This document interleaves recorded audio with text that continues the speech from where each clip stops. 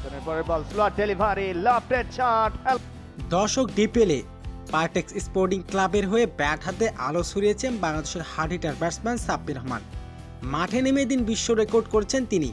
Prime ব্যাংকের বিপক্ষে এদিন নজর কাড়া ব্যাটিং করেছেন সাব্বির রহমান। দর্শক বিস্তারিত থাকছে ভিডিওর প্রতিবেদনে। আসন্ন ঢাকা ডিভিশন প্রিমিয়ার লিগে পার্টেক্স স্পোর্টিং ক্লাবের অধিনায়কত্ব করছেন সাব্বির রহমান। প্রথম ম্যাচে শাহিনপুকুরের বিপক্ষে হেরে গেছে সাব্বিরের দল পার্টেক্স স্পোর্টিং ক্লাব। দ্বিতীয় ম্যাচে প্রাইম ব্যাংকের বিপক্ষে খেলতে নেমেছে সাব্বির রহমানের দল পার্টেক্স স্পোর্টিং ক্লাব। আগে ব্যাটিং করতে নেমে 300 রান তুলেন প্রাইম ব্যাংক। 300 রানের জবাবে ব্যাটিং করতে নেমেছেন সাব্বির রহমানের দল। 64 রানের মাথায় 2 উইকেট হারিয়ে বিপাকে পড়ে যায় পার্টেক্স স্পোর্টিং ক্লাব। এরপর ব্যাটিংয়ে আসে সাব্বির রহমান। মাঠে নেমে শুরু করে দেন 4 ছক্কা। এদিন এক ইনিংসে ছিল 4টি 4 এবং 4টি ছক্কার মার। মাত্র 43 বলে 53 রানের বিধ্বংসী এক ইনিংস খেলে সবার নজর কেড়েন hard hitter batsman Sabbir Rahman.